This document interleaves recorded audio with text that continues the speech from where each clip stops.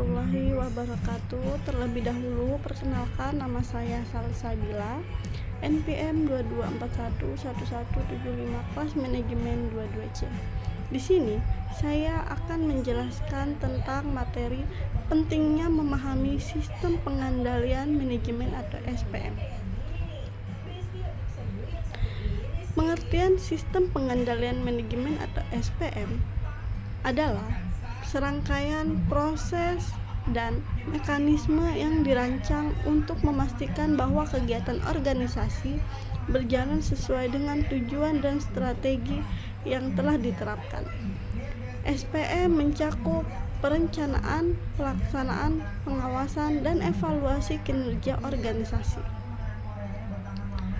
Tujuan sistem pengendalian manajemen: 1. Mengarahkan aktivitas organisasi, menjaga agar seluruh aktivitas sesuatu dengan visi, misi, dan strategi perusahaan. Yang kedua, efisiensi dan efektivitas, memastikan sumber daya digunakan secara optimal untuk mencapai tujuan organisasi. Yang ketiga, pengukuran kinerja, memantau dan mengevaluasi hasil kerja untuk mendeteksi penyimpanan dari rencana. Yang keempat, pengendalian risiko, mengidentifikasi dan meminimalisasi potensi risiko yang dapat menghambat pencapaian tujuan. Kelima, pengambilan keputusan, menyediakan informasi yang relevan untuk pengambilan keputusan yang tepat. Komponen sistem pengendalian manajemen: 1. Perencanaan atau planning, menetapkan tujuan, strategi, dan rencana tindakan. Yang kedua, pengorganisasian atau organizing, mengalokasikan sumber daya dan membentuk struktur organisasi. Yang ketiga, pelaksanaan atau actuating, melaksanakan rencana dengan mengordinasi dan memotivasi karyawan. Keempat, pengawasan atau controlling, mengukur hasil kerja, membandingkan dengan standar, dan melakukan tindakan korektif. Jenis pengendalian dalam manajemen: 1. Pengendalian preventif, tindakan pencegahan sebelum masalah terjadi, contoh pelatihan karyawan. Yang kedua, pengendalian detektif, mendeteksi masalah yang sudah terjadi, contohnya audit internal. Yang ketiga, pengendalian korektif, tindakan perbaikan setelah masalah teridentifikasi, contohnya seperti revisi kebijakan. Manfaat memahami sistem pengendalian manajemen: 1. Meningkatkan kinerja organisasi dengan pengawasan yang efektif, kinerja perusahaan lebih terarah. Yang kedua, penggunaan sumber daya optimal. Sumber daya dapat dimanfaatkan secara efisiensi dan efektif. Yang ketiga, meminimalisasi risiko. Potensi masalah dapat diidentifikasi dan diatasi sejak dini. Yang keempat, pengambilan keputusan lebih tepat. Data dan informasi yang akurat mendukung pengambilan keputusan. Yang kelima, meningkatkan akuntabilitas dan transparansi.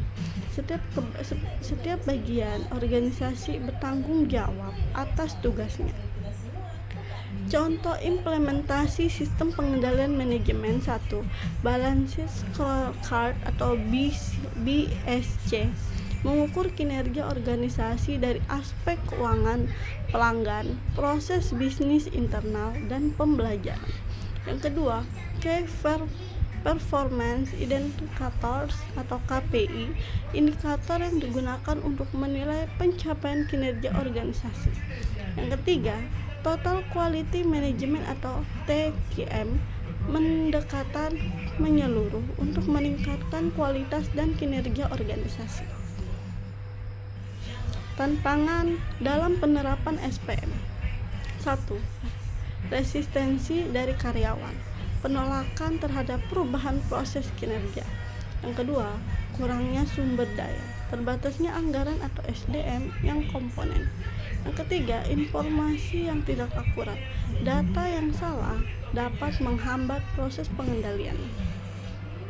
Strategi efektif dalam penerapan SPM. 1. Komunikasi yang efektif menyampaikan tujuan dan strategi organisasi secara jelas. Yang kedua, pelatihan dan pengembangan SDM meningkatkan kompetensi karyawan dalam mendukung pengendalian. Yang ketiga, penggunaan teknologi memanfaatkan sistem informasi manajemen untuk pengawasan yang lebih efektif.